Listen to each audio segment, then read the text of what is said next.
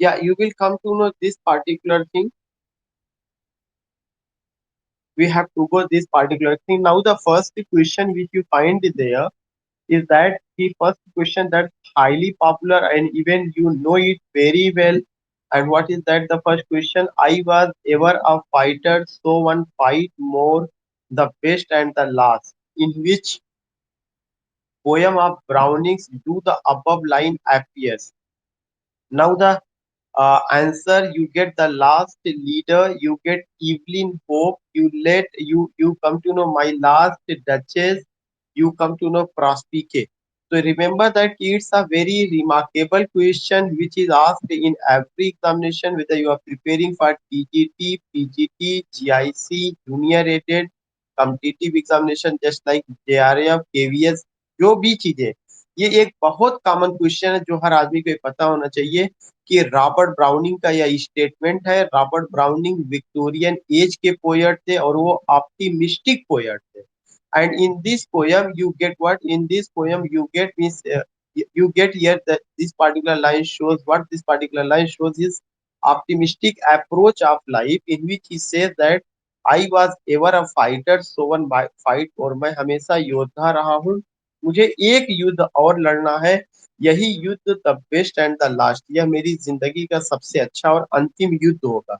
सबसे अच्छा और अंतिम युद्ध, इसका मतलब सीधे उन्होंने ये कहने की कोशिश की है कि मैं जो युद्ध लड़ रहा हूँ वो मौत के खिलाफ है। मुझे पता है मैं मौत से जीत तो नहीं पाऊंगा, और लेकिन जो है कम से कम लोग ये नहीं कहेंगे कि मैंने मौत को ऐसे ही स्वीकार कर लिया। ये लाइन उन्होंने अपनी पोयम प्रॉस्पिके में कहा है। तो इसका जो आंसर है वो फर्स्ट का डी है, Prospice. Prospice is a Latin word which means to look forward. Prospice एक लैटिन वर्ड है जिसका मतलब होता है लुक फॉरवर्ड, आगे की ओर देखना। Again, I would like to tell you the first question is I was ever a fighter, so one fight more, the best and the last. You will come to know ये जो line है ये किसकी line है? ये जो line है ये आपके रॉबर्ट ब्राउनिंग के पोयम प्रॉस्पिके की लाइन है। और इस पोयम में उन्होंने अपने आप को एक वॉरियर के रूप में प्रेजेंट किया है। And the title of the poem Prospice is in Latin. कुछ लोग इसका प्रोनाउंसिएशन प्रास्पाइस करेंगे, लेकिन प्रास्पाइस नहीं करना है। The correct pronunciation is Prospice and that is in Latin and it means to look forward, आगे की ओर देखना। What do you mean by look forward? Look forward means life after death, जिंदगी जो मौत के बाद आएगी उसके बारे में वो बात करते हैं।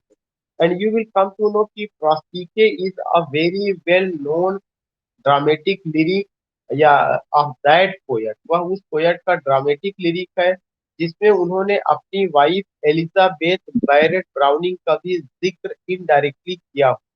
और उन्होंने जो जिक्र किया है एलिजाबेथ बैरेट ब्राउनिंग का, वो उस पोयम की एक लाइन है, I shall clasp thee again. so when you go with I shall clasp thee again, it means that you are talking about what? You are talking about uh, he is giving the reference of his late wife Elizabeth Barrett Browning। मैं आपसे जानना चाहता हूँ, अभी जब मैंने last वाला paper solve कराया था तो मैंने बताया था कि एलिजाबेथ बैरेट ब्राउनिंग ने एक सॉनेट सीक्वेंस से लिखा हुआ, उसका क्या नाम? पु- पुर्तगीज सॉनेट, पुर्तगीज सॉनेट। और साथ ही या साथ ही साथ मैंने आपको ये बताया था कि जो रॉबर्ट ब्राउनिंग है उनको एक चीज का किंग कहा जाता है। तो रॉबर्ट ब्राउनिंग को किंग किस चीज का कहा जाता है? ड्रामेटिक मोनोलॉग का कहा जाता है। Dramatic monologue objective form of poetry है कि सब्जेक्टिव फॉर्म ऑफ पोइट्री है? ऑब्जेक्टिव फॉर्म ऑफ पोइट्री है। जो ड्रामेटिक मोनोलॉग है ये क्या है? It's a type of poem in which there is a speaker, that speaker is not the poet himself but any third person or third character, that character speaks throughout the poem, वह character जो है पूरे poem में speak करता है।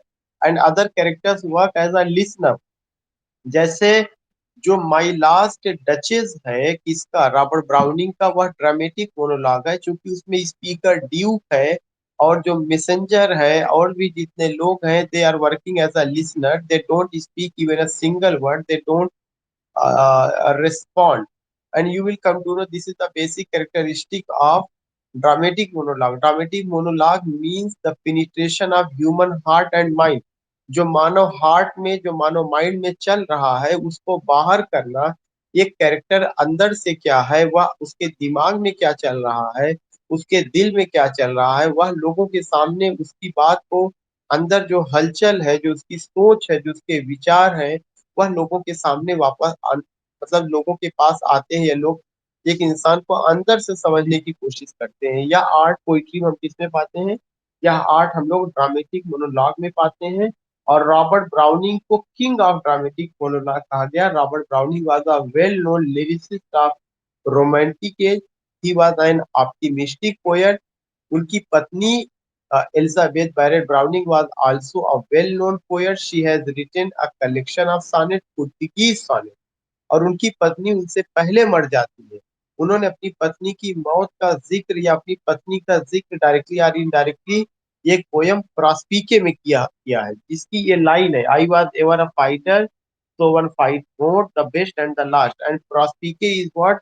प्रॉस्पिके is a Latin word जो उस poem का टाइटिल है, जिसका मतलब होता है look forward. And here look forward means life after death. Poet ये सोचता है मरने के बाद की जिंदगी क्या है, मरने के बाद उसे क्या नसीब होगा, क्या मिलेगा। वह उधर लुकिंग फॉरवर्ड की बात करता। So in the first question I am explaining number one. एक तो ऑप्शन है द लास्ट लीडर। जो लास्ट लीडर है यह रॉबर्ट ब्राउनिंग का सोनेट है। यहाँ से भी क्वेश्चन पूछा गया। And this particular sonnet is about whom? This sonnet is about yeah, it's a tribute to whom? It's a tribute or about William Wordsworth. जो द लास्ट लीडर पोयम है यह विलियम वर्ड्सवर्थ के बारे में। हुआ क्या था कि जब विलियम वर्ड्सवर्थ को 1843 ईस्वी में लाउरियरशिप मिला था रॉबर्ट सदे की मौत के बाद, तब विलियम वर्ड्सवर्थ जो है किसकी शोभा बन गए थे? वे जो है राजघराने की शोभा बन गए थे। तो इससे जो है उनके जो फॉलोअर्स से बड़े नाराज हुए कि चंद सिक्कों की खनक की वजह से तुमने अपने मित्रों को छोड़ करके, संगी साथियों को छोड़ करके राजघराने की शोभा बन गए। इस थीम को, इस पॉइंट को लेकर के रॉबर्ट ब्राउनिंग ने एक सॉनेट लिखा जिसका नाम है द लास्ट लीडर। तो the last leader is a sonnet written by Robert Browning in the memory of home, in the memory of William Wordsworth. और इसमें उन्होंने विलियम वर्ड्सवर्थ को क्रिटिसाइज किया है कि व्हाई डिड यू एक्सेप्ट लाउरियरशिप, आपने लाउरियरशिप को क्यों स्वीकार कर लिया, इस चीज का। और विलियम वर्ड्सवर्थ को जब लाउरियरशिप मिला था वह 1843 में मिला था।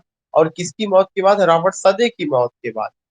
तो you are getting what? You are getting the last leader को मैंने एक्सप्लेन किया है। और दूसरे के बारे में आपको कोई जानकारी नहीं रखना। जो सी वाला है, my last duchess. My last duchess is a dramatic monologue of Robert browning. और जो माई लास्ट डचेस है इसमें रॉबर्ट ब्राउनिंग ने इटालियन रिनेशा ड्यूक का जिक्र किया है, जो सिनिस्टर है, हॉटी है, ग्रीडी है, जो डाउरी को लाइक करता है, और जिसने one who gave command to kill his duchess या टू किल हिज वाइफ। क्योंकि उसकी जो वाइफ है वो काइंड हार्टेड है, जेनरस है, और वह हर आदमी का welcome with open heart and mind करती है। She gives her smile to everyone. तो ये नेचर उन्होंने क्या किया है, दिखाया हुआ है। कौन सा नेचर? कि एक नेचर जो ड्यूक का है वह कैसा है, और दूसरा नेचर जो डचेस का है वह कैसा है, और डचेस को ड्यूक क्यों मार देता है। तो एक कैरेक्टर की जो सोच है उसको उन्होंने माई लास्ट डचेस में दिखाया। बाकी प्रॉस्पिके मैंने बताया कि प्रॉस्पिके एक लैटिन वर्ड है जिसका मतलब होता है लुक फॉरवर्ड, आगे की ओर देखना। और यह एक ड्रामेटिक लिरिक है। किसने लिखा है? रॉबर्ट ब्राउनिंग ने लिखा है। ऊपर की जो लाइन है, आई was ever a fighter so one fight more, the best and the last, this is the these beautiful lines have been taken from this poem Prospike, in which he has presented himself as a warrior and is ready to fight against death. And in this poem, he has also mentioned his wife Elizabeth Barrett Browning, who has written a beautiful collection of sonnets. और उसका क्या नाम रहा है आपका? Portuguese sonnet. Question number two में है, question number two या इट्स अ ड्रामेटिक लिरिक जो है it's a type of poem, but ultimately it has similarity with dramatic monologue. But when you say about Prospike, then Prospike is a dramatic lyric because in the poem poet himself is a speaker. जब वो कहता है I was ever a fighter, it means who is speaker? Poet himself is a speaker.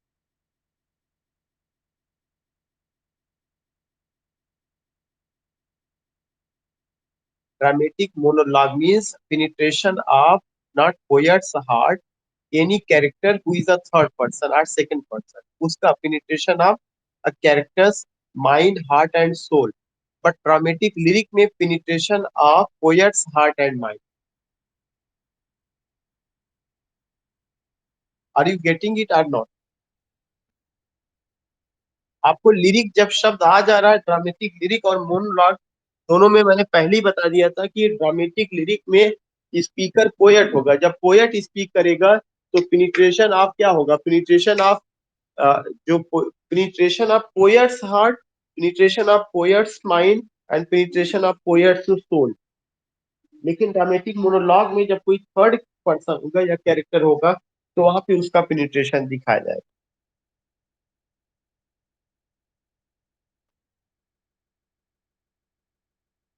या duke of Ferrara Italian dream, या exactly duke of Ferrara that was an Italian renaissance dream.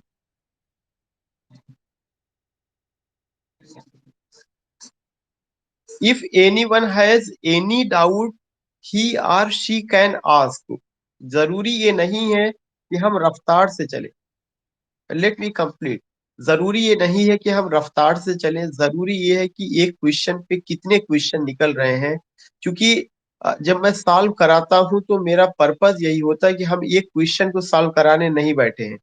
Now I am here to just go with your dilemma, to go just not dilemma, with your doubt. Whatever doubt you have, अगर मुझे आ रहा है तो मैं आज clear कर दूंगा, नहीं आएगा तो मैं आपसे समय मांग करके मैं आपको कल क्लियर करूंगा। लेकिन जो है I don't tell any wrong thing. It's not in my nature कि I tell any wrong thing. कोई चीज गलत बताना ये मेरी डिक्शनरी में नहीं है। उसके लिए ये चीज किया जा सकता है, एक्सक्यूज सॉरी कहा जा सकता है कि लेट मी गिव टाइम। अगर इस क्वेश्चन से related if you have any doubt you can ask.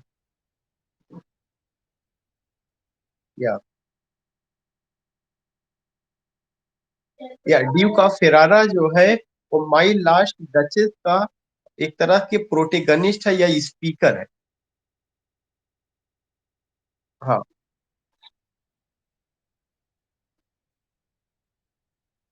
Italian रिनेशा का मतलब कि जैसे अगर आप बात करेंगे इटली जो रोम रहा है कभी, उसका बीसी में भी उसका अपना एक हिस्ट्री कल्चर रहा है, एडी में भी हिस्ट्री कल्चर रहा है।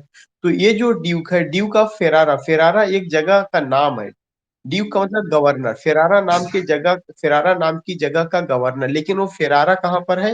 वो इटली में रहा है। लेकिन ये जो फेरारा के कई गवर्नर रहे होंगे, लेकिन ये जो गवर्नर रहा है वह रिनेशा के समय आया। तो रिनेशा इटालियन रिनेशा ड्यूक, मतलब ये एक ऐसा जो है ड्यूक है जो इटली में रिनेशा जो टाइम हुआ था 14th सेंचुरी का, उसमें उसकी मानसिकता शो करता है या उस समय।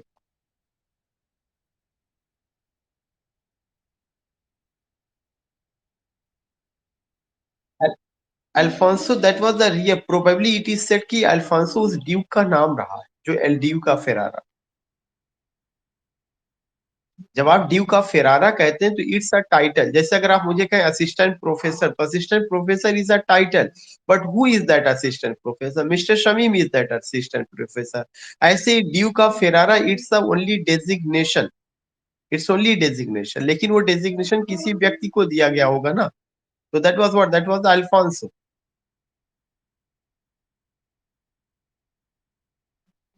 एनी अदर डाउट या any question from anyone? I think I have to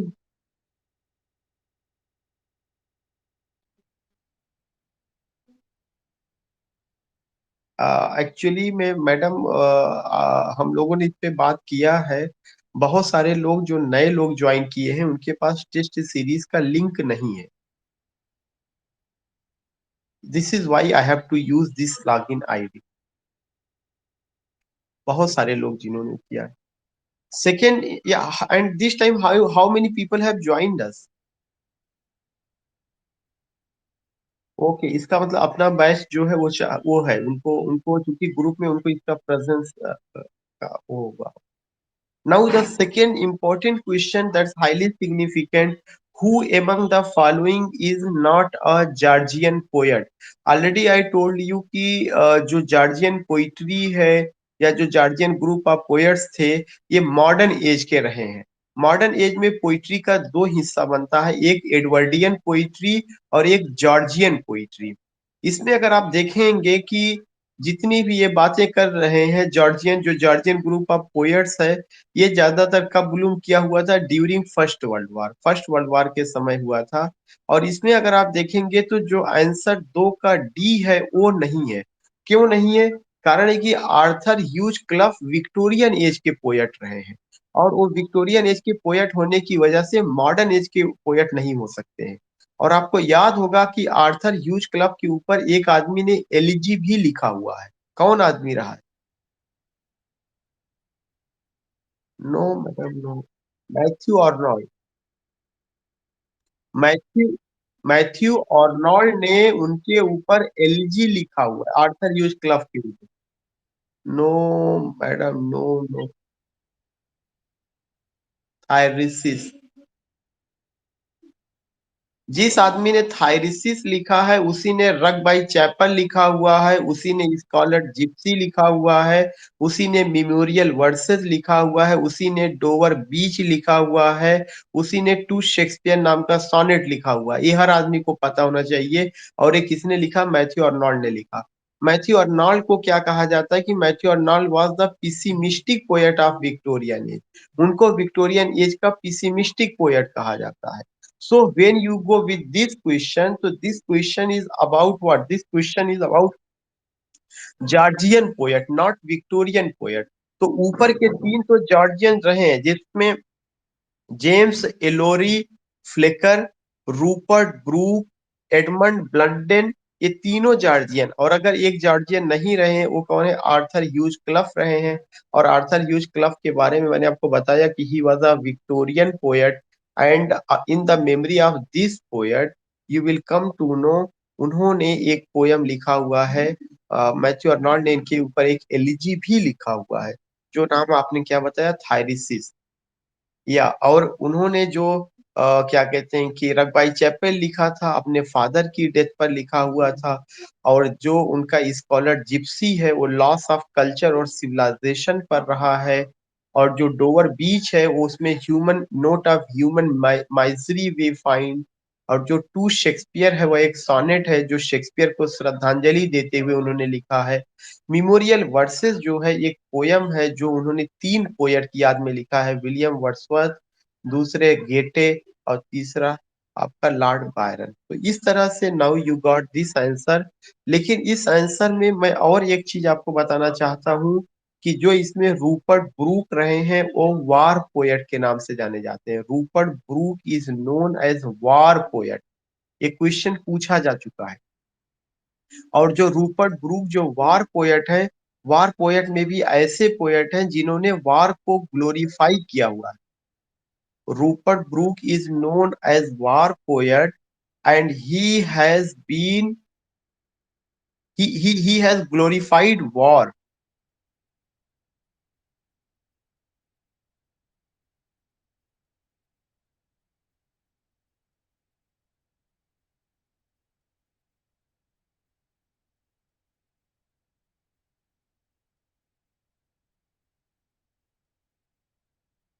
Now the next question which I want to discuss with you is what that I want to discuss. Not the next question, a very important point. Ki when you talk about Georgian poetry, when you talk about Edwardian poetry or poetry of modern age, तो modern age की poetry में Georgian poetry, Edwardian poetry, और साथ ही साथ आपको poetry between two world war, war poet, trench poetry, left wing poet, apocalyptic poetry, अभी मैंने apocalyptic poetry आपको पढ़ाया था लिटरेरी टर्म्स में, आपको याद होगा। तो ये सारे शब्दों से आपको वाकिफ होना चाहिए, then you will be able to understand कि किससे कहाँ का रिलेशन है। जैसे इसमें दे दिया जॉर्जियन पोएट कौन है, ऐसे ही पूछ लेगा कि ट्रेंच पोइट्री में कौन कौन से लोग आते हैं, लेफ्ट विंग पोएट में कौन कौन से लोग आते हैं, एपोकैलिप्टिक पोइट्री में कौन कौन से लोग आते हैं। तो ये जो कॉमन क्वेश्चन पूछने का जो पैटर्न है, इसीलिए अगर आप देखेंगे मैंने लिटरेरी स्कूल तैयार किया, जो किताब है उस किताब में एक लिटरेरी स्कूल पूरा तैयार किया गया है। उस लिटरेरी स्कूल में ये क्वेश्चन है जॉर्जियन पोइट्री, साफ साफ वहां पे क्वेश्चन है कि जॉर्जियन पोएट में कौन कौन आते हैं। अगर आप उस स्कूल को तैयार करेंगे तो आपको तीन चार क्वेश्चन एनी हाउ डायरेक्टली या इनडायरेक्टली, हो सकता है उसके पूछने का तरीका अलग हो, लेकिन आपको आपको मिलेगा। और आप सोच रहे होंगे कि कहाँ पर वो बात कर रहे हैं sir, a list of literary schools you will get, जहाँ पे पूरा लिस्ट वाला पेजेस दिया गया है।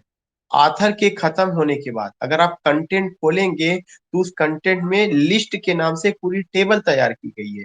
उसी जो लिस्ट वाली टेबल है उसी में है लिस्ट ऑफ लिटरेरी स्कूल्स, वहां पर से ये क्वेश्चन आपको मिल जाएगा उस किताब से।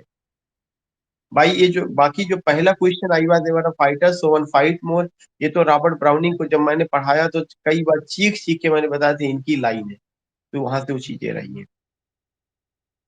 एक्चुअली में this paper is not mine, ये पेपर मैंने मतलब मेरा इसमें इनडायरेक्ट वे में कंट्रीब्यूशन है, लेकिन जो है इस पेपर को एनी हाउ मैं उस उसका story I can't tell you, but you will come to know कि इस पेपर में कुछ चीजें मॉडिफाई की गई हैं, कुछ चीजें जो है और चीजें रही, तो उस कॉन्टेक्स्ट में या some other sent me some question. तो जो मेरा क्वेश्चन है वो मैं डिस्कस कर ले रहा हूँ, जो दूसरे का क्वेश्चन है उसको जो है मैं वो बताऊंगा लेटर आंसर बाद में, लेकिन ये जो मेरे क्वेश्चन चल रहे हैं I am just telling you. So remember that कि when you talk about who among the following is not a Georgian poet, then you have to go with this point. Now the third question is, who among the following won both an Academy Award and the Nobel Prize? John Galsworthy, Arthur Wing Pinro, George Bernard Shaw, Henrik Ibsen. तो हमें ध्यान में रखना चाहिए कि सबसे पहले अगर मैं इसमें देख लूं कि इन चारों में से नोबेल प्राइज किसको मिला है, तो जहां तक आपको पता चलेगा मुझे पता चलेगा दो को नोबेल प्राइज मिला, जॉन गाल्सवर्दी को और जॉर्ज बर्नार्ड शा को। जॉन गाल्सवर्दी को 1932 ईस्वी में मिला हुआ था, और जहां तक मुझे याद है कि शायद जॉन गाल्सवर्दी को 32 में और जॉर्ज बर्नार्ड शा को 1923 में, 25, 1923 में जो है डब्ल्यू बी येट्स को मिला हुआ था, या येट्स को, हाँ। मैं हाँ, ये डेट हमेशा मेरे माइंड में स्लिप करती है। तो 1923 में डब्ल्यू बी येट्स को मिला था, 1925 में जॉर्ज बर्नार्ड शा को मिला था। तो आपको जब भी ऐसे क्वेश्चन आए तो ये सोचना चाहिए कि इन दोनों में से सबसे पहले तो चार में से दो ऑलरेडी आपने सॉल्व कर लिए। अब आपके पास दो ऑप्शन है, उसमें एक क्वेश्चन पूछा जा रहा है किसको नोबेल प्राइज मिला है और किसको एकेडमी, मतलब इन दोनों में से कोई एक राइटर ऐसा जिसको एकेडमी अवार्ड भी मिला है और नोबेल प्राइज भी मिला है। अगर आपको याद होगा कि एकेडमी अवार्ड का जिक्र मैंने कभी भी गाल्सवर्दी के साथ नहीं किया, didn't I didn't mention John Galsworthy को कभी एकेडमी अवार्ड मिला हो। जो एकेडमी अवार्ड मिला हुआ वो जीबी शाह को मिला हुआ है, और उनको नोबेल प्राइज भी मिला हुआ है। तो नोबेल प्राइज का जो डेट है वह 1925 है, और साथ ही साथ उनको एकेडमी अवार्ड मिला हुआ है। अब एकेडमी अवार्ड कौन सा था, किस लेवल का था, इसका नहीं, लेकिन he ultimately got academy award, ये चीज आपको ध्यान में रखना है। तो now the correct answer is what, the correct answer is what, the correct answer is George Bernard Shaw. यहाँ पर दो और, जी,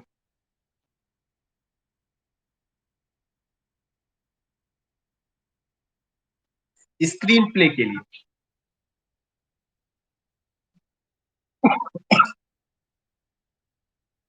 अच्छा, एडेप्टेड स्क्रीन, या कैन 1949 में। तो नाउ यू गॉट, 1939 में। तो now you got this in this point also कि he got what, he got this particular award in 1939, और वो भी क्या हुआ था, स्क्रीन प्ले के लिए जो ऑस्कर अवार्ड या जो भी वो उसमें उसको उनके किसी प्ले को एडेप्ट किया गया होगा, जिसकी वजह से उनको ये चीज मिला हुआ था। तो अब अगर देखिएगा कि आप ये कह सकते हैं सर जीबी शाह तो जीआईसी लेक्चरशिप में है, टीजीटी पीजीटी में क्यों? टीजीटी पीजीटी में इसलिए कि जो नोबेल लॉरिएट की जो लिस्ट होती है वो किसी एक के लिए नहीं होता, एकेडमिक अवार्ड का जो लिस्ट होती है वो किसी एक के लिए नहीं होता है, कि केवल 4 राइटर अगर टीजीटी में है और उसमें से केवल गर्ल्स वर्दी को मिला है तो हमें ना सोचिए कि और से नहीं पूछा जाएगा। आपसे लेटेस्ट पूछा जा सकता है कि इस साल का नोबेल प्राइज किसको मिला, क्योंकि नोबेल प्राइज कोई छोटी मोटी चीज नहीं, बहुत बड़ी चीज है, उससे हर आदमी को वाकिफ होना चाहिए।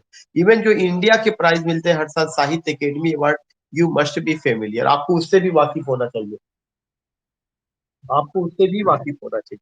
सो ये सब चीजें जो है, you have to be much conscious काफी हद तक।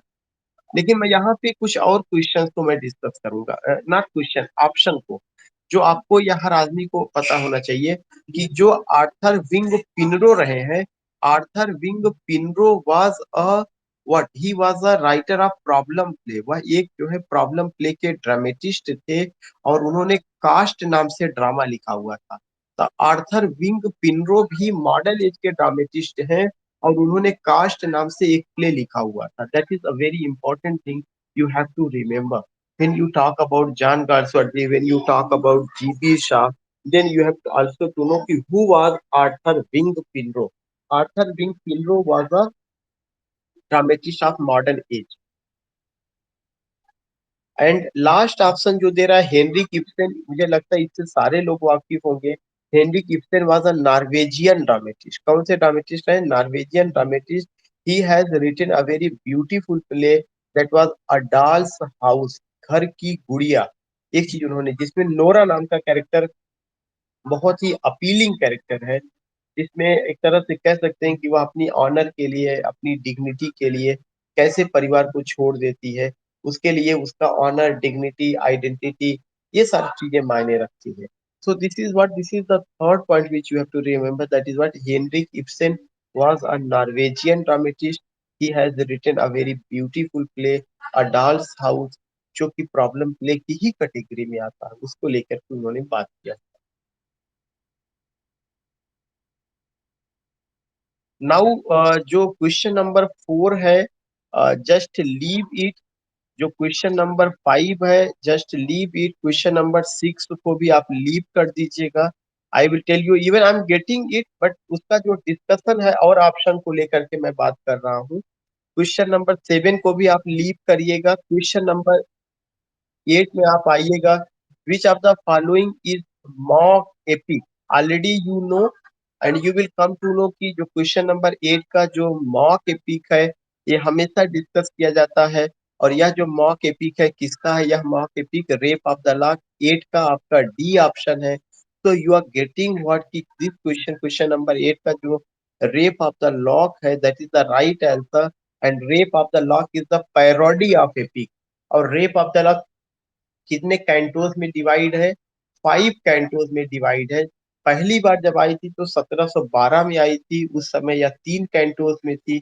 लेकिन जब दोबारा 1714 ईस्वी में और उसमें जोड़ा गया तो उसमें उसमें जो है कितना कैंटोस? 5 कैंटोस आए। तो यू गेट व्हाट की,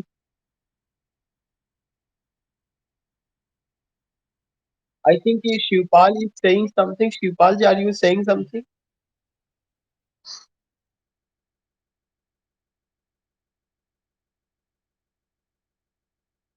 and what I said,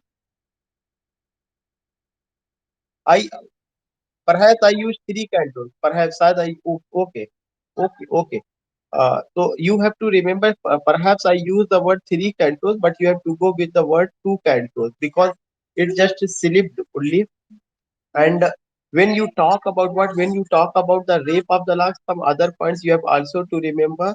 rape of the lock ही जो है केवल एक मॉक एपिक नहीं है, इसके अलावा भी मॉक एपिक के रूप में some other things have been written. And one thing I want to tell you, when you go with Gulliver's Travels, when you go with Pilgrim's Progress, when you go with Robinson's Crusoe, then remember that कि Pilgrim's Progress जो है ये John बनियान का work है, और और Pilgrim's Progress को बाइबल ऑफ इंग्लिश प्रोज कहा जाता है. It is also known as the Bible of English prose. So you have to go with this points also कि पिलग्रिम्स प्रोग्रेस किसका वर्क है. It's the work of John बनियान.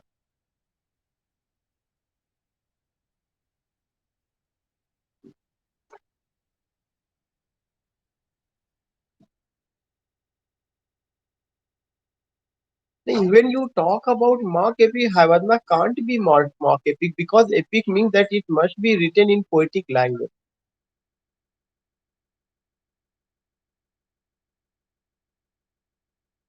Hello.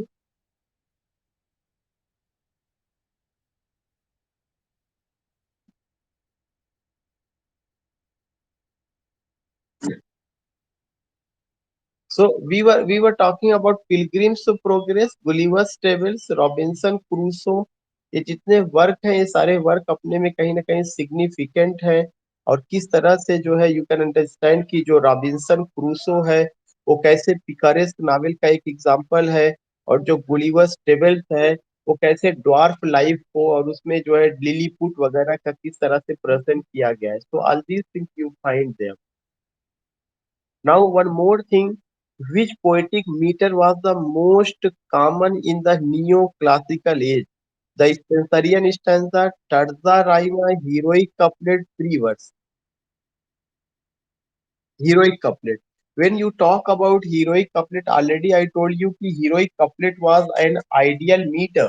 Heroic couplet was an ideal meter of uh, restoration age, Augustan age and age of sensibility. और अगर आप देखेंगे इन तीनों के लिए हम एक वर्ड यूज कर सकते हो. कौन सा वर्ड है? Neo classical as. तो नियो क्लासिकल एज का जो आइडियल मीटर है it was heroic couplet. And heroic couplet was first introduced by Chaucer in his work legend of good women. Later on in his masterpiece Canterbury Tales. And except it, you also find that heroic couplet was made popular. Yeah, it was popularized by whom? It was popularized by John Dryden and perfected by Alexander Pope. तो heroic couplet से कई question आता है. किसने इसको popular बनाया? किसने इसको क्या कहते हैं, आप कह सकते हैं कि किसने इसको परफेक्ट किया और किसने इसको पहली बार इंट्रोड्यूस किया. तो पहली बार जो इंट्रोड्यूस करते हैं जॉफ्रे चासा. जो इसको पॉपुलर बनाते हैं उनका नाम है जॉन ड्राइडेन. जो इसको परफेक्ट बनाते हैं उनका नाम है अलेक्जेंडर पोप. तो इसका मतलब हीरोइक कपलेट आपका चौसर के भी समय था, जॉन ड्राइडेन के भी समय, जो रिस्टोरेशन एज का टाइम है जो 1600 से 1700 ईस्वी तक है. उसके बाद आपका ऑगस्टन एज में भी ये रहा जिसको हम एज ऑफ पोप के भी नाम से जानते हैं, जिसका जो डेट है 1700 से 1745 है. इवन कुछ हद तक वह एज ऑफ सेंसिबिलिटी में भी रहता है जो डॉक्टर सैमुअल जॉनसन का एज है. वहां पे भी कुछ चीजें लिखी गई है जो किसमें लिखी गई, हीरोइक कपलेट में. जैसे ये क्वेश्चन बहुत कॉमन मैं बताऊं अक्सर पूछा जाता है कि आखिर elegy written in a country churchyard किस में लिखा गया. Elegy written in a country churchyard is written in heroic couplet. और इसके अलावा अभी जो आपने माई लास्ट डचेस पढ़ा है, माई लास्ट डचेस भी रन ऑन हीरोइक कपलेट में लिखा गया है. तो जो हीरोइक कपलेट है यह क्या है, आइडियल मीटर था और उसका डिटेल मैंने आपको बता दिया कि pair of rhyming word in iambic pentameter. Just I want to know what is the difference between blank word and heroic couplet.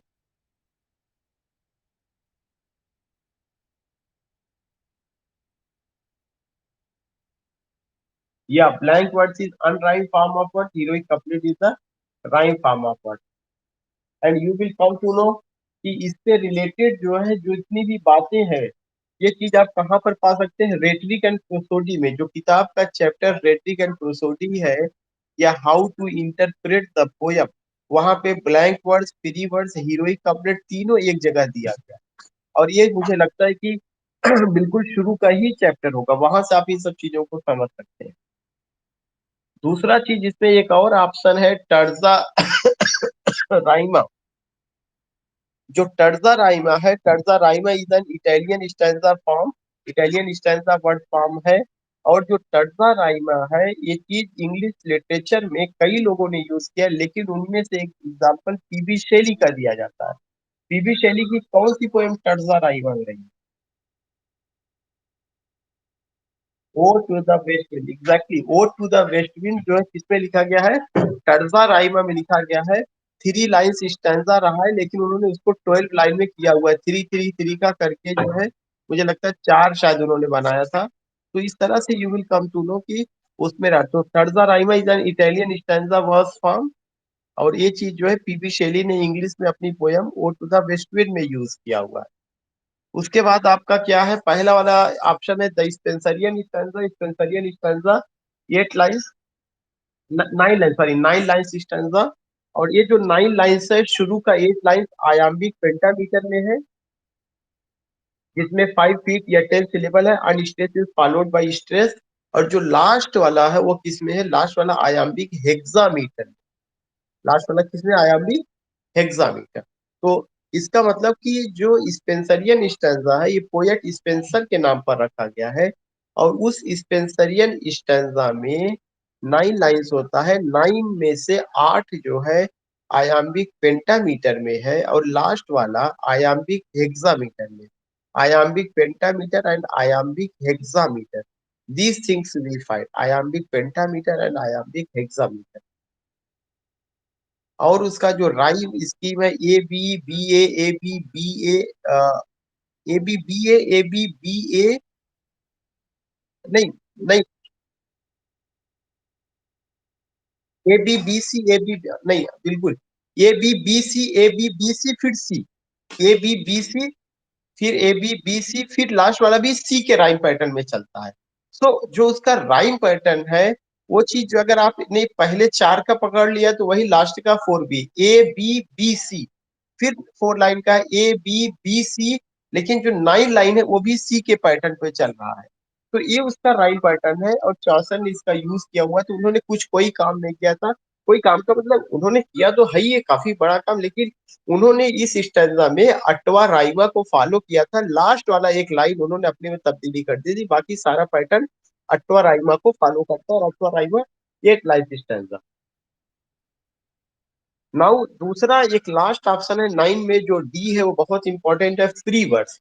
Free words के लिए कई नाम है। एक तो इंग्लिश में इसको ओपन फॉर्म कहा जाता है, दूसरा इसको फ्रेंच में वर्ड लिब्रा भी कहा जाता है। फ्री वर्ड्स का सबसे पहला यूज जो है किसने किया हुआ है? वाल्ट विटमैन ने किया हुआ है, अपनी अपनी पोयम लीव्स ऑफ ग्रास में, जो 1855 ईस्वी में आई हुई है। और जो फ्री वर्ड्स है, फ्री वर्ड्स का मतलब यही होता है कि वह किसी नियम में नहीं बंध करके चलता, उसमें कोई सर्टेन सर्टेन, ना तो उसका रेगुलर स्टैंजा फॉर्म होगा, ना ही रेगुलर मीटर होगा, और ना ही उसका रेगुलर राइम स्कीम होगा। We don't find this. so this is another important point which we have to remember. So the Spenserian stanza, terza rima, heroic couplet and three verse। इस option में अगर किसी को कोई डाउट हो तो वो पूछ सकता है।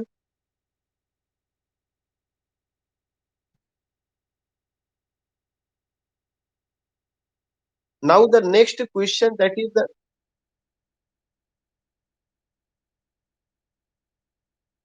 Spencer, Edmund Spenser.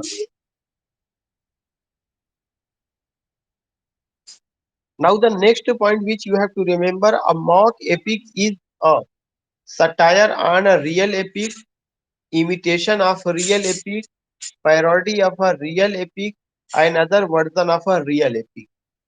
Already I told you कि mock epic is what? Yeah, parody of real epic। Then you have to go with Tenka C। Tenka C में already I told you कि when you talk about mock epic is the parody of epic, तो parody of real epic। Now the next point which you have to remember, that is what? That is कि the romantic movement is also called the revolt because it revolted against the metaphysical school of poetry, the Elizabethan poetry, the graveyard school of poetry, the neoclassical school of poetry। It was a revolt against what? Neo classical, क्योंकि जो revolt होगा वह अपने previous के as के खिलाफ होगा। तो रोमांटिक एज से पहले जो एज आया हुआ है उस एज का नाम था नियो क्लासिकल एज। और मैंने नियो क्लासिकल एज को जो कवर कराया था वो 1660 से लेकर 1785 तक कराया था। और नियो क्लासिकल एज को मैंने छोटे छोटे हिस्सों में बांटा था। पहला रेस्टोरेशन एज, जिसको हम एज ऑफ जॉन ड्राइडन कहते हैं, वो 1660 से 1700 तक। दूसरा आपका जो है एज ऑफ अलेक्जेंडर पोप या ऑगस्टन एज, वो 1700 से 1745 तक। और तीसरा मैंने आपको जो कराया था एज ऑफ सेंसिबिलिटी, वो 1745 से 1785 तक। तो ये जो रिवोल्ट है रोमांटिक एज वाला, यह नियो क्लासिकल के खिलाफ था। क्यों? क्योंकि नियो क्लासिकल के जो पोएट्स थे उनमें एक तो ह्यूमन नेचर के बारे में बात करते थे, वो नेचर के बारे में नहीं बात करते थे। दूसरा चीज, वो रेस्ट्रिक्ट लिटरेरी नॉर्म्स को फॉलो करते थे। रेस्ट्रिक्ट लिटरेरी नॉर्म्स का मतलब strictly they have to follow certain literary norms, those literary norms can't be violated. जैसे अगर आपको पोयम लिखना है तो आप केवल हीरोइक कपलेट में लिख सकते हैं, फ्री वर्ड्स में नहीं लिख सकते हैं।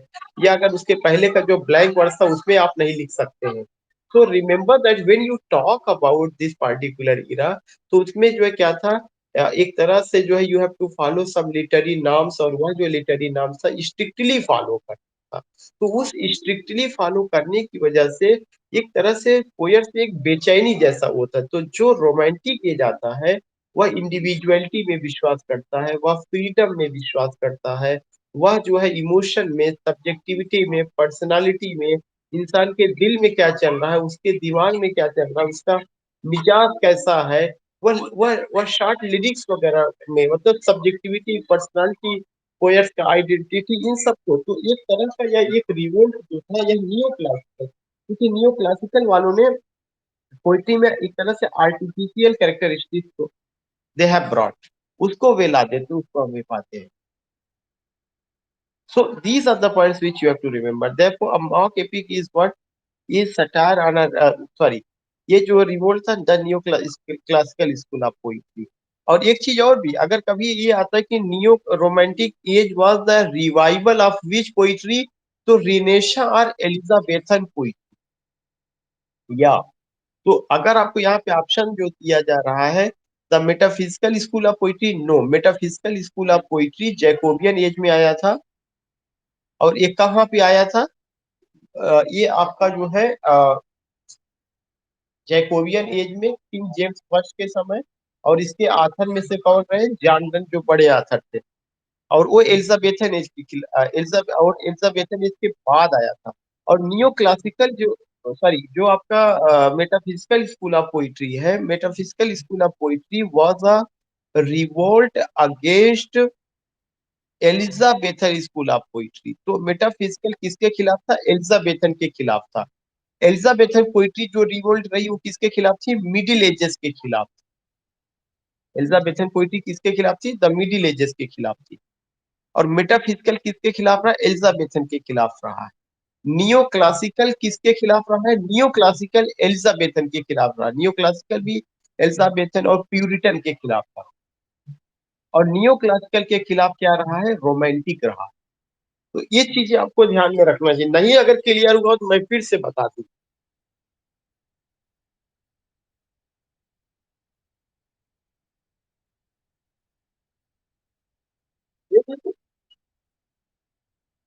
प्यूरिटन का मतलब कि it's related to reformation movement, a type of movement which ultimately came in society to purify the heart and soul human beings, ultimately to tell them what religion is and how you can approach God।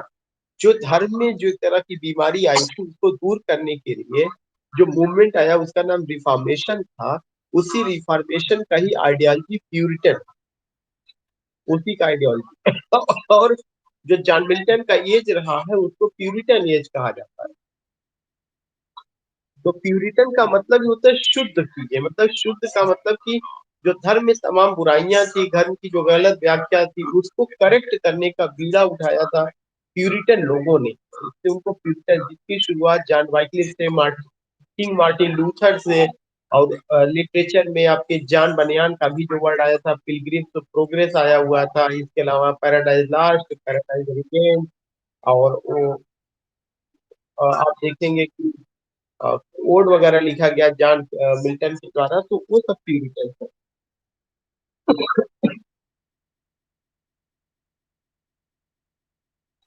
Puritan ideology के हिसाब से, as के हिसाब से ना ले लीजिएगा।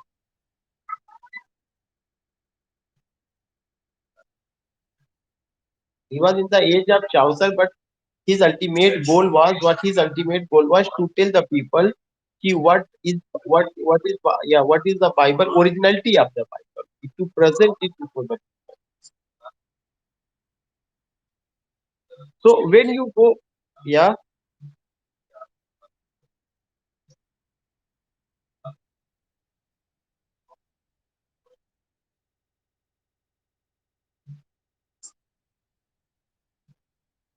age of age of Caroline, नहीं, जो एज ऑफ कैरोलाइन है वो 1625 से 1649 रहा है। और जॉन डन की मौत जो होती है, वो जॉन डन की मौत 1631 में हो जाती है। उनके जो वर्क आए हुए हैं वो 1631 से पहले आए हुए हैं। तो 1631 से पहले का जो टाइम टाइम था, वह कौन सा था? वो जैकोबियन एज का था। जैकोबियन एज में ही मेटाफिजिकल स्कूल ऑफ पोइट्री आता है। हाँ, ये जरूर है कि उस स्कूल ऑफ पोएट के कुछ पोएट जो है कैरोलिन एज में आते हैं। जैसे जांडन की अगर बात की जाएगी, तो जांडन तो आपके जो है किस में आ जाते हैं? जांडन तो आपके जो है जैकोबियन एज में आ जाएंगे। लेकिन वो जो group of school of poets है, उसमें वो कुछ कैरोलिन एज में आते हैं। लेकिन ऐसा थोड़ी है कि कैरोलिन एज में ही वो लिखा गया, जिस एज में लिखा गया वहीं से तो उसका शुरुआत माना जाएगा ना। Are you getting my point? Jordan ने अपनी पोयम, जिसको father of metaphysical school of poetry कहते हैं, उनकी ज्यादातर पोयम, उनके ज्यादातर वर्क जैकोबियन एज में आए हुए हैं। तो हमें उनको जो को रिलेट करना है वो जैकोबियन एज से करना। एंड आई डोंट नो कि हाउ समवन हैज प्रेजेंटेड कि metaphysical school of poetry it came in Caroline age. Cavalier poets उस एज में आए हुए हैं। कैरोलिन एज में कैवालियर पोएट्स थे। तो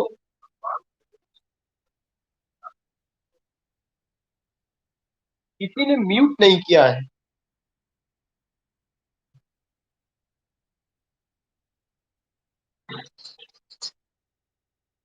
या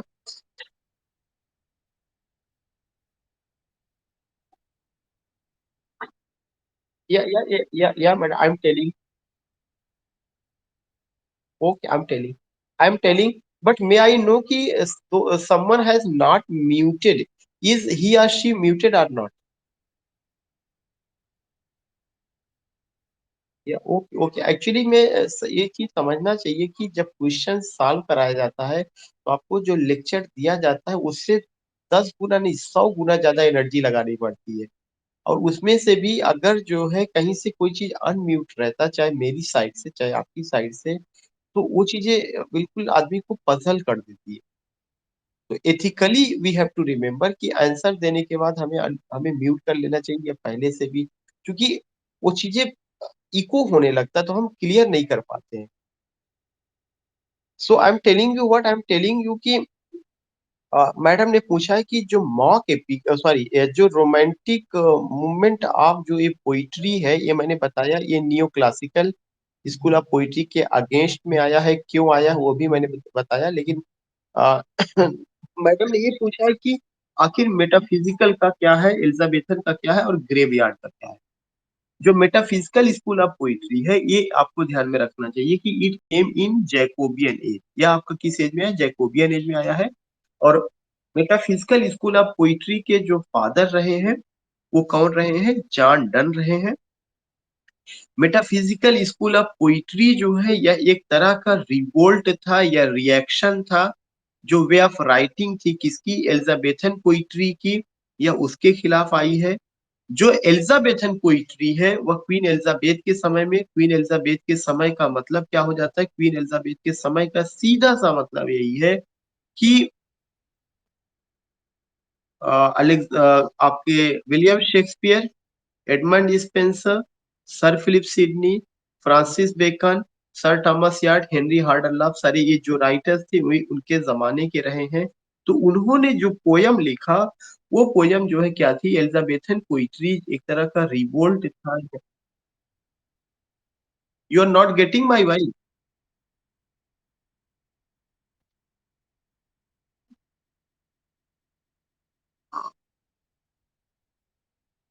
या any problem, are you getting my wife?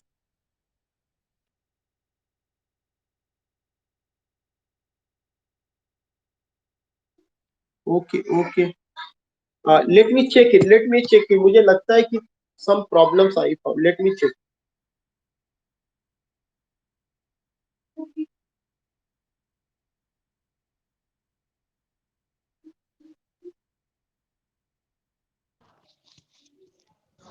Now may I know, are you getting my voice? Okay, okay, okay. Actually there was a problem with my neck band, उसमें मुझे लगता है there was some problem. So you are getting it here, what you are getting कि ultimately I was telling you कि metaphysical school of poetry,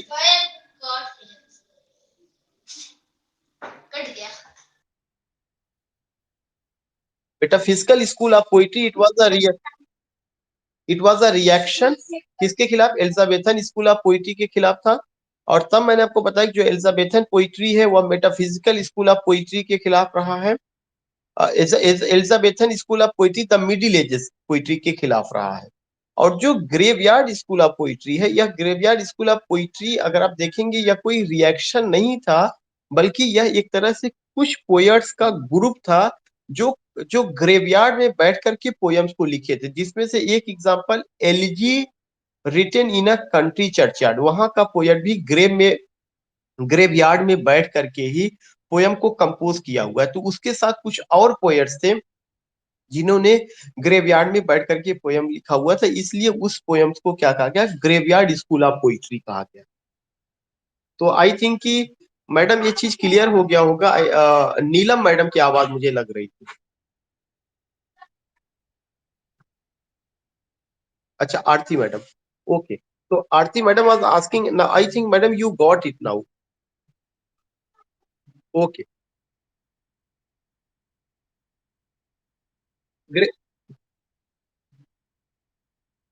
graveyard school is not a revolt,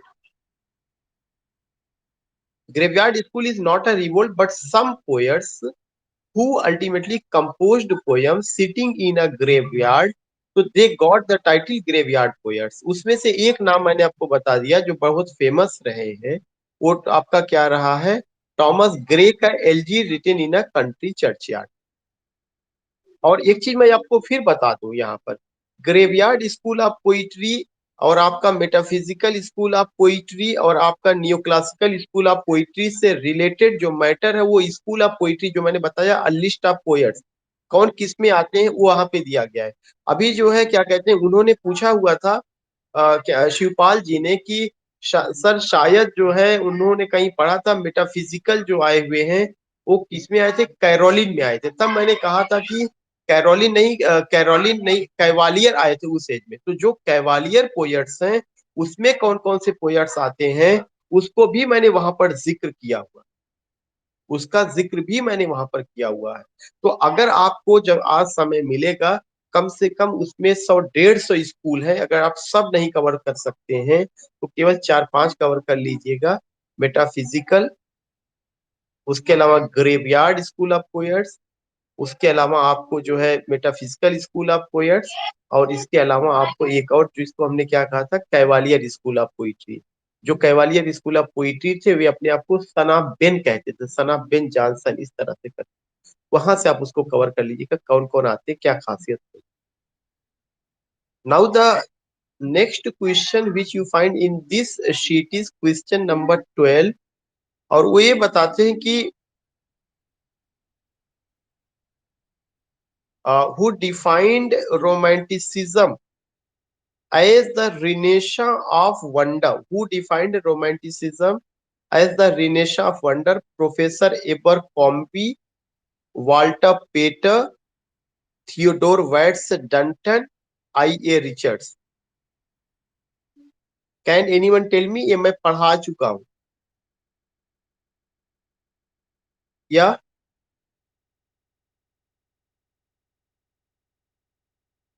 and what has been said by Theodore Watts Dunton?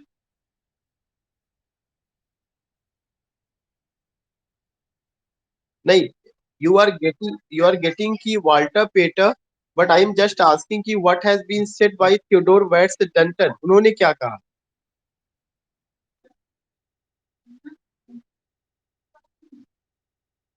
रिनेशा of wonder, Theodore Watts Dunton ने इस particular चीज को जो नाम दिया था, that was the renaissance of wonder. ये उनका देव है। और जो है क्या कहते हैं कि जो आपने वाल्टर पेटर को बताया है, वाल्टर पेटर ने जो है इसको सेकेंड रिनेशा नाम दिया हुआ है, if you go with the point. Are you getting my point?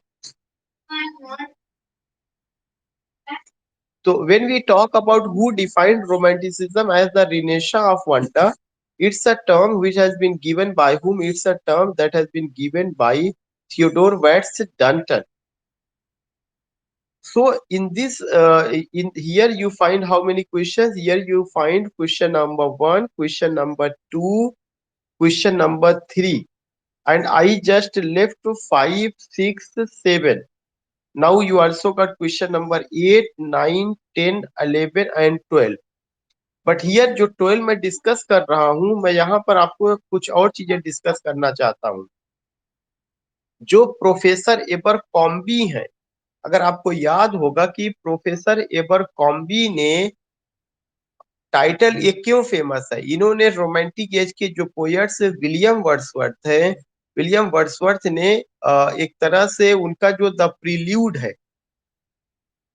The prelude को एक और टाइटल दिया गया है।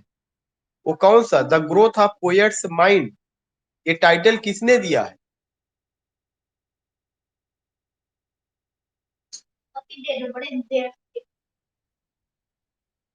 ये टाइटल प्रोफेसर एबर कॉम्बी ने दिया है। जिन लोगों को मैंने पोइट वर्ड्सवर्थ पढ़ाया हुआ था, आई कांट एक्सपेक्ट कि दे हैव फॉरगॉटन। जो वर्ड्सवर्थ का जो पोयम है द प्रील्यूड, जो 1805 में लिखी गई है, जो 1850 में पब्लिश हुई थी उनकी मौत के बाद, उसका रियल टाइटल द प्रील्यूड है। लेकिन इसको जो है एक दूसरी टाइटल भी दी गई। वो क्या टाइटल दी गई है?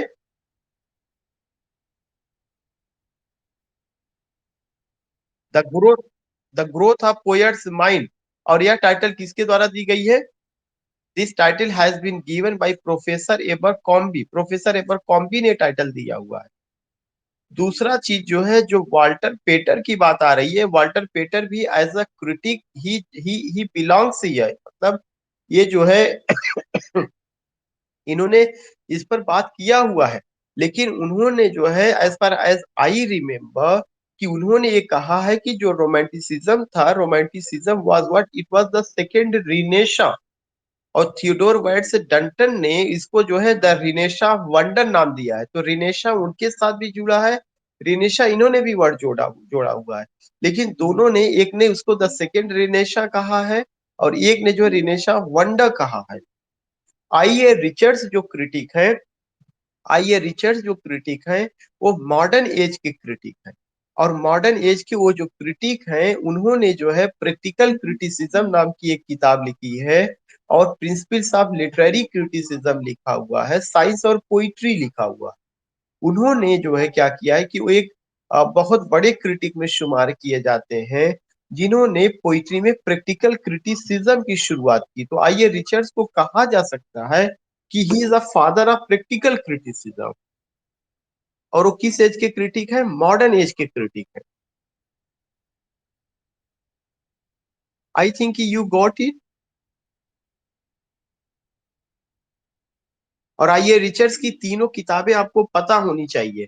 वो तीन जो किताबें हैं, फिर से मैं बता दूं, अगर आप देखेंगे तो जो किताब आपके पास गई हुई है, उसके पेज नंबर जहां पे क्लासिफिकेशन ऑफ द एजेस दिया गया है, उसमें अगर आप देखेंगे तो जो modern classification of the ages में मॉडर्न एज जो रहा है, वह मॉडर्न एज आपका उसमें आइए रिचर्ड्स को लेकर और मॉडर्न एज के जो बड़े राइटर हैं उनकी किताबों का नाम दिया गया है। उनकी किताब का नाम प्रैक्टिकल क्रिटिसिज्म है, साइंस एंड पोइट्री है, और साथ ही साथ एक और है, उसका क्या नाम है, that is principles of literary criticism. तीन किताबें। और इन्होंने लैंग्वेज को लेकर के बात की। उन्होंने बताया कि जो लैंग्वेज होता है वो डिनोटेटिव कनोटेटिव, उसी को रिफरेंशियल लैंग्वेज भी कहा जाता है। मेटाफर को लेकर के इन्होंने बात किया हुआ है। Now the next sheet which you are getting here, I will take only one or two question, not more than two question. You will come to know कि the romantic movement is also called the romantic revival because it revived the values of Elizabethan poetry, the values of classical school of poetry, the values of Greek poetry, the values of Roman poetry. अभी अभी ये question का answer पहले वाले में मिल चुका है। Romantic movement जो है, इसको रोमांटिक रिवाइवल भी कहा जाता है। तो रोमांटिक रिवाइवल की वजह से इसका किसका value, values of Elizabethan poetry, values of classical school of poetry, values of Greek poetry, the values of Roman poetry. Values of Elizabethan poetry, Elizabethan poetry का जो पैटर्न था उसको फॉलो किया गया। अगर आप देखेंगे कि शेक्सपियर को और एडमंड स्पेंसर को, इनको खासकर एडमंड स्पेंसर को जॉन कीट्स ने फॉलो किया है बहुत हद तक। जॉन मिल्टन को फॉलो किया गया है रोमांटिक एज का। जब भी आप देखेंगे कि रोमांटिक एज पर कीट पोयट्स का इम्पैक्ट था, तो इनका इम्पैक्ट ये कहीं पे नहीं लिखा जाता कि रोमांटिक पोयट्स जो है वर्जिल से प्रभावित थे, होमर से प्रभावित थे, या रोमांटिक पोयट्स इनसे प्रभावित थे। नो, वर्जिल होमर से जो लोग प्रभावित थे वो नियो क्लासिकल एज के लोग थे। अगर यहाँ पे ये क्वेश्चन आया होता कि द रोमांटिक मूवमेंट की जगह ये क्वेश्चन आया होता कि the neo classical movement is also called, अगर मैं ये कहता कि जो है ग्रीको रोमन रिवाइवल या इस तरह का कुछ वर्ड लिखता, तब वहां पे किसका चीजें आती कि यहाँ पे the values of Roman poetry was revive, या एक सबसे बेहतरीन the values of classical school of poetry. लेकिन यहाँ पे जो है रोमांटिक एज से रिलेटेड है, और यह जो रोमांटिक एज से रिलेटेड जो चीज है वो किसमें, उसमें किसका आया हुआ था, यू फाइंड दैट कि यहाँ पे रिवाइवल किसका रहा है। Here you find the revival of Elizabethan poetry. Now the, या,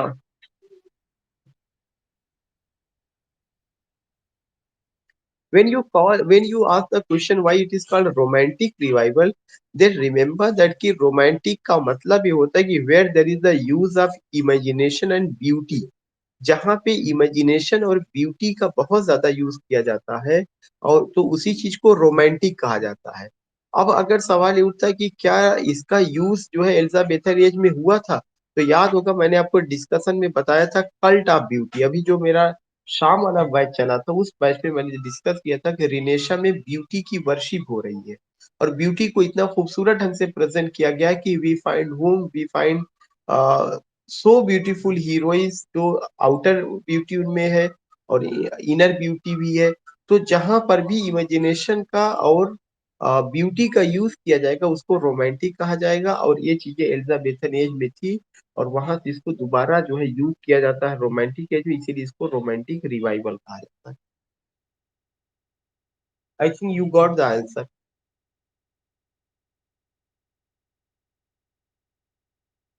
Second question, now the 14th question. Thou was not born for death, immortal bird. Which bird is referred to in the above lines? ये line आप पढ़ चुके हैं।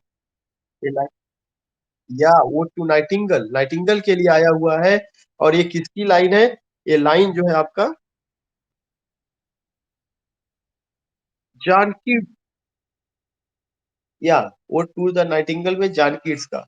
बाकी जो O two skylark लिखा गया है ये पीबी शेली का है, और ओ टू स्काईलार्क में उन्होंने कहा है our sweetest songs are those that tell the saddest thought. यह एक बहुत इंपॉर्टेंट लाइन है जो ओ टू स्काईलार्क से पूछा जाता है।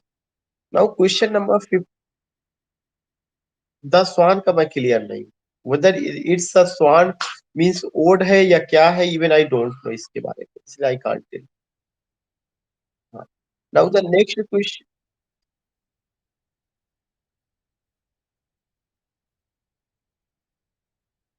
13 का।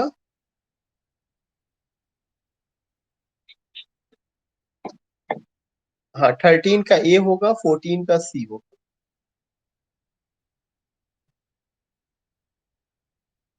हाँ, नाइटिंगेल को लेकर के जो है और भी रहे हैं, खास करके। हाँ, रॉबर्ट रॉबर्ट ब्रिज का ना, रॉबर्ट ब्रिज का रहा है। रॉबर्ट सदे का ना होकर के रॉबर्ट ब्रिज का रहा है, जो नाइटिंगेल के पोयम से उन्होंने कंपोज किया हुआ है। इसका एक लिस्ट जब आप विलियम वर्ड्सवर्थ का पढ़ेंगे या पीबी शेली का पढ़ेंगे, तो वहां पर उससे रिलेटेड एक लिस्ट बनी हुई है कि कौन से पोएट ने किस बर्ड को लेकर के एड्रेस किया है। That is available in the book. कौन से पोएट ने किस। मैथ्यू अर्नल्ड का टू शेक्सपियर ये आप लोगों ने ही मुझे बताया था, जब मैं बार बार इसको लेके बात कर रहा था, तो आप लोगों ने ही, किसी ने उसको खोल करके देखा था पोयम को, तो उन्होंने कहा था कि नहीं, ये टू शेक्सपियर है। अच्छा, ओके ओके। अच्छा, अगर देखिए, अगर उसमें दिया गया, तो जब मैं इस चीज कह रहा था, तो यू आप में से उस समय जब एक क्वेश्चन आया हुआ था, तो समवन टोल्ड मी कि इसमें जो है क्या किया गया है कि टू शेक्सपियर होना चाहिए, क्योंकि शेक्सपियर के नाम से मिल्टन ने भी एक चीज लिखा हुआ था, शेक्सपियर के। तो जब शेक्सपियर के नाम से मिल्टन की बात हो रही थी, वहां पे कहा गया केवल शेक्सपियर है, वहां पे टू शेक्सपियर है। अगर इस चीज को लेट मी कम लेट मी कंप्लीट फर्स्ट। तो जब ये बात वहां पे उठी हुई थी, तो उस समय मैंने कहा था कि ठीक है, इसको चेक कर लीजिएगा, क्योंकि टू शेक्सपियर शेक्सपियर ये जो इतना बारीक डिफरेंस है, उसमें और का तो नहीं पूछा जाता, लेकिन मैथ्यू अर्नल्ड का जरूर पूछा जाता है। और जहां तक मुझे याद है, मैंने बार बार शेक्सपियर ही कहा था, but someone told me know sir, वो टू शेक्सपियर है। तो मुझे कहा, मैंने कहा कि हाँ, many days have gone, I have not read this poem. हाँ, अब आप कुछ कह रहे हैं जी, बताइए। जी। तो शेक्सपियर दिया हुआ, तो वो शेक्सपियर ही सही है, फिर टू शेक्सपियर नहीं। अगर 15 पोएट्स है, तो 15 पोएट से अथेंटिक कोई चीज नहीं हो सकती, वो तो ऑक्सफोर्ड यूनिवर्सिटी प्रेस से आया हुआ है। उसको उसको शेक्सपियर ही कर लीजिएगा, और किताब में भी आप बता रहे हैं शेक्सपियर ही दिया हुआ है, तो अगर किताब में शेक्सपियर दिया गया है, तो किताब को कहीं ना कहीं उस सानेट को लेकर के वहां पे बात की गई होगी, तो उसको आप शेक्सपियर ही कर लीजिएगा। अच्छा, दूसरा चीज है कि who among the following is not a lake poet, इनमें से कौन से लोग लेक, इनमें से जो लेक पोएट है, अनडाउटली वो बायरन आपके नहीं, बाकी आप सारे लोग तो समझ रहे हैं, रॉबर्ट सदे, वर्ड्सवर्थ और कॉलरिज, ये लेक पोएट्स भी हैं। और older generation of romantic poets भी, ये दोनों लोग, तीनों लोग उसी कैटेगरी, लेक पोएट्स और older generation of romantic poet. Lake poets क्यों कहा जाता है? क्योंकि वो सब लोग लेक डिस्ट्रिक्ट से एसोसिएटेड थे। तो you get it these points की, ultimately we get it here, और I will take only these question because I don't feel well, बहुत ज्यादा मुझे भी आज बहुत वो नहीं लग रहा है। इस वजह से मैंने प्रॉमिस किया था, I will go in the means today at 12 PM। तो मैं यहीं तक ही कवर करूंगा। और if I get time in the, not not कोई ऐसा वो नहीं करना, now this is Sunday and it's time for you, now you have to enjoy and some other works you have to go, you have to do. Good evening. जी, डाल सिंह जी। जी। अच्छा, मैं अभी देखता हूँ, अगर मेरे बैग में वो ट्रैकिंग नंबर होगा, तो मैं तुरंत क्लास खत्म होने के बाद आपको दे रहा हूँ।